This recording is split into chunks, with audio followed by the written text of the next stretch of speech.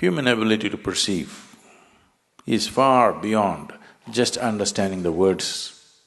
Right now I'm speaking. Your ability to perceive is actually far beyond just the words that you hear. But because the mind is trained right now, not only to hear and record, desperately trying to remember, note down, some of you, the hands are itching. Something that you think is valuable has to be written down. But human perception goes far beyond this.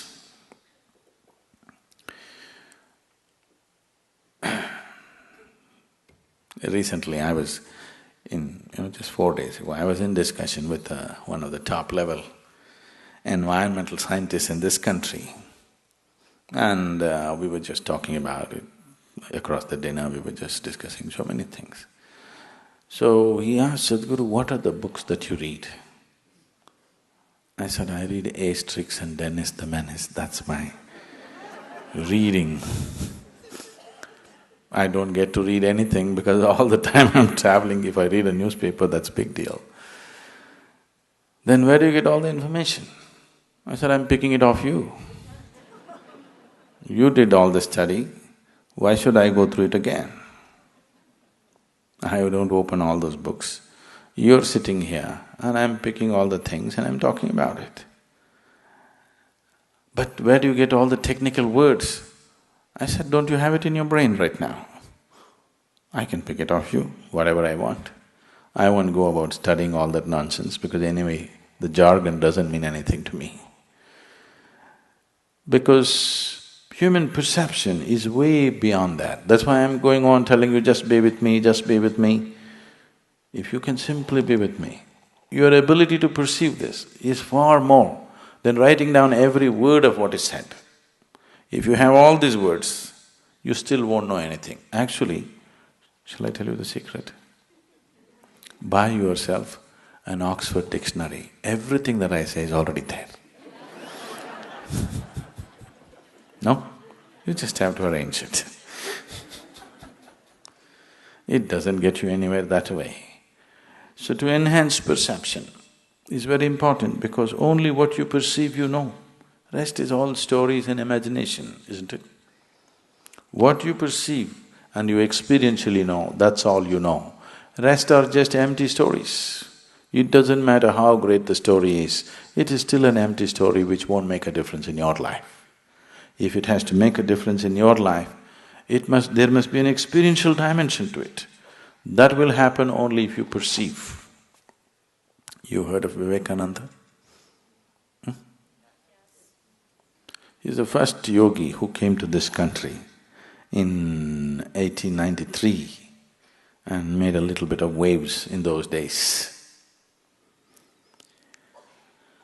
So he also went to Europe on his way back from United States and happened to be a guest of a German philosopher. And after dinner they met in the study and they were discussing this and that, and there was a large book on his table which was over 700 pages. So Vivekananda said, because the man was speaking very highly about the book, he said, can you give me that book for an hour? Let me see what is there in it. That man laughed. He said, in 1 hour you're going to read this book? I have been reading it for weeks and not getting anywhere because it's so complex. And that too, it's in German language. You don't even know the language. What will you do with it in an hour?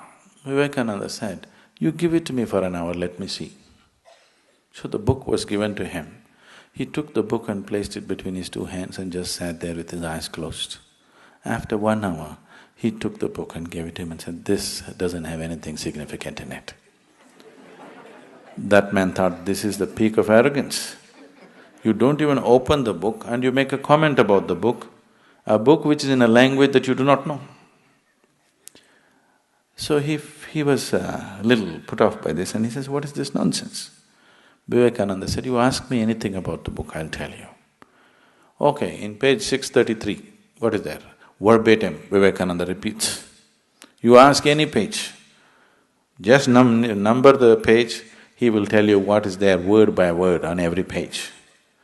Then he asked, how is this? You didn't even open the book, how is this possible? He said, that's why they call me Vivekananda. Viveka means perception. His name is Narendra. His guru called him Vivekananda because of his ability to perceive. So he said, that's why I'm called Vivekananda. So perception of life is not… you cannot all process it through your logical mind. It doesn't work like that because logic will filter out so much of your life without which you cannot live.